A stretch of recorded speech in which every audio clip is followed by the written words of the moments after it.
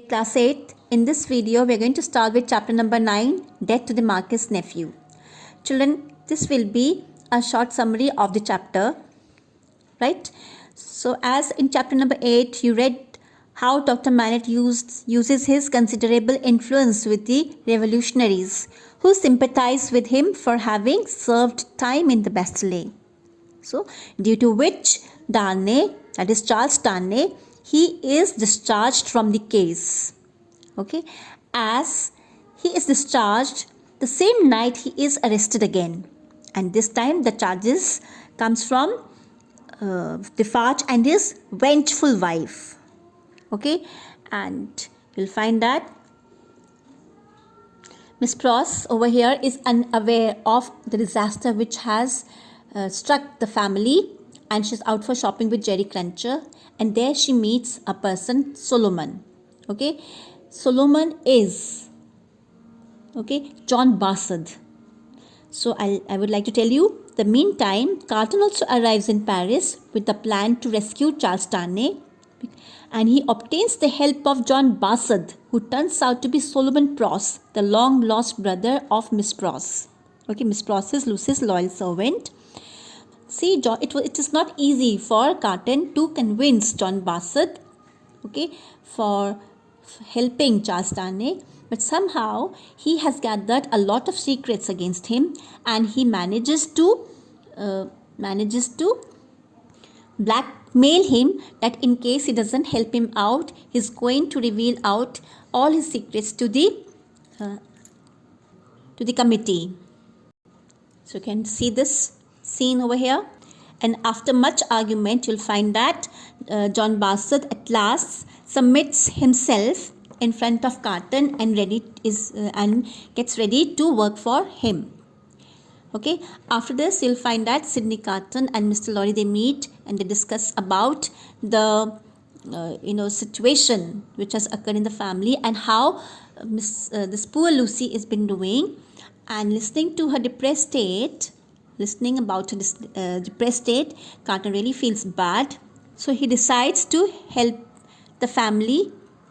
Okay, and over here you'll find that a mad lover, how he just walks down the footsteps of wherever he finds that this way this lady must have walked to meet her husband, to see her husband, to have a sight of her husband, and you can find that how Sidney Carton behaves.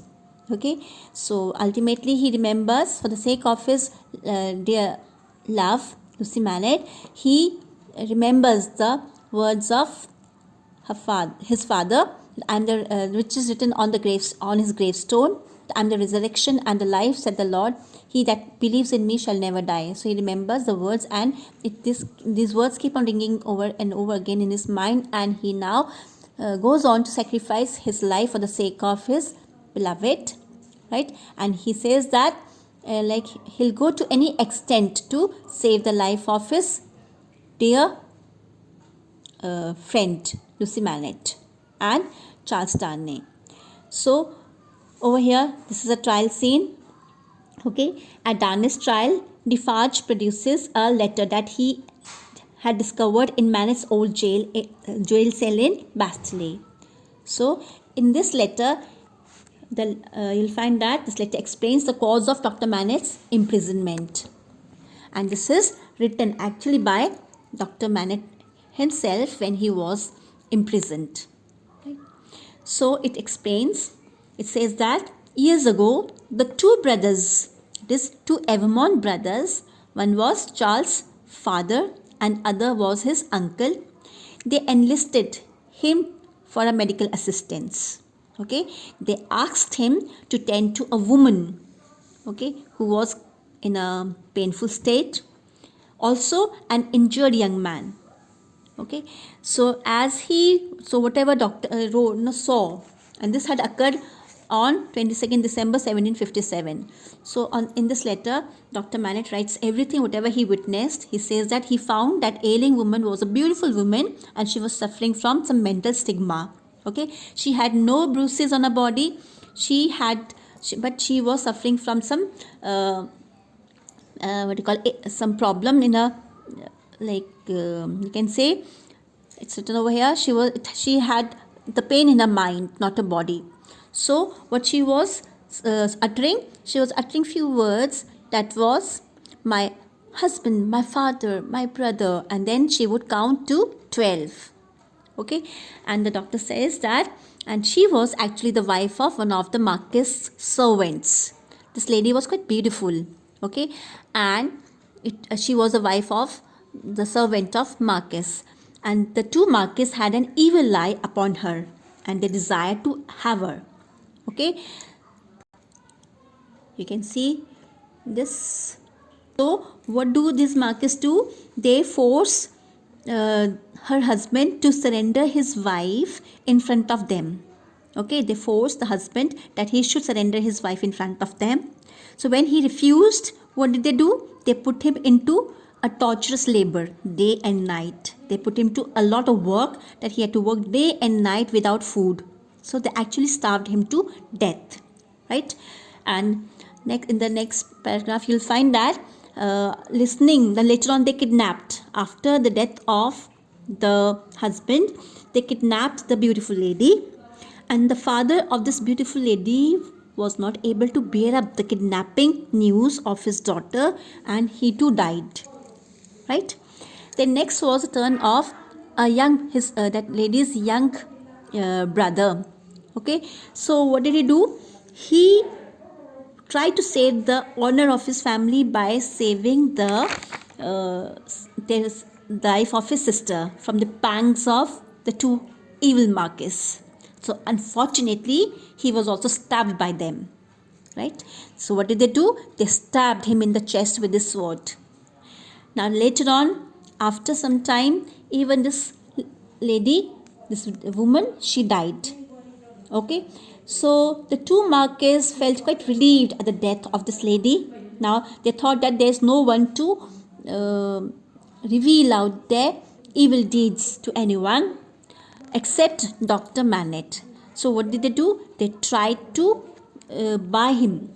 They tried to give him gold to keep all the matter as a secret. But what did Dr. Manette do? He refused to have it. So fearing that Manette might report their misdeeds, what did the Evermonds do? They had him arrested. Okay, they had him arrested. So before this, I would like to mention that Dr. Manette meets a lady. Okay, she is wife of Marquis of Saint Evermond, who appears to be who also seemed to be deeply distressed by the acts of her husband and her brother-in-law, and she did not know what had happened she must have a knowledge of the dead misdeeds. Therefore, she had come to help the ailing family, but she did not know the address, and she asked the address from Dr. Manette if he could tell that she could go there. But Dr. Manette did not reveal out anything. At that time, she had a young boy along with him, and that little boy was not more than 2 or 3 years old. That was Charles Darnay. Okay, and she was actually that little child was her nephew. So the last word she spoke was that she feared that the boy would never prosper in his inheritance, that in property as coming from the wealth, that in the end he would have to pay for all the awful deeds of his father and uncle. She feared that just because of the deeds of her father and uncle, this little child will suffer in future. So to just meet up, okay, she wished to remove a little bit of sins from his life. She had come as a help to the ailing family. But later on, what happened? This Marquis, they were quite clever. They they made a false call to Dr. Manette, okay, as he is required to go to and see some patient's house, and on the way he was attacked and tied by the two brothers, and his letter was taken by them. And upon hearing this story, the jury condemns Darnay for the crimes of his ancestors and sentences him to die within 24 hours. So here the full case is against Charles Darnay, and now he is given us death sentence that he's going to die within 24 hours. At this, Madame Defarge is quite happy, right? And that's how she says, let's see, you save him now, doctor, let's see you. On the next page, you'll find that Lucy is quite mortally stricken by the news, and she tries to act brave for the sake of her husband. Okay, and other way around, you'll find that Dr. Manette, he blames himself for having caused such a problem to his son-in-law. Okay, it is his letter which has put a problem in the life of Charles Darnay. So he really is in a very bad state. Then you'll find that when Carton arrives at the doctor's house, he'll find that little Lucy comes running and just asks for help from Carton, and says, now that you have come, you will do something to help, won't you? Now over here you'll find that Carton bends over and lays his cheek against lays her cheek against his face and whispers in her ear, I promise, but before I go, may I kiss your mother? So at this, it is said that as he bends down there, later on, later in life, when Lucy is actually a white-haired old woman, that time she reveals out the words which Carton had spoken into her ears. What it was? A life you love. So he had said, a life you love means a life, I would give a life for the sake of your love. So up till here, please read this chapter again.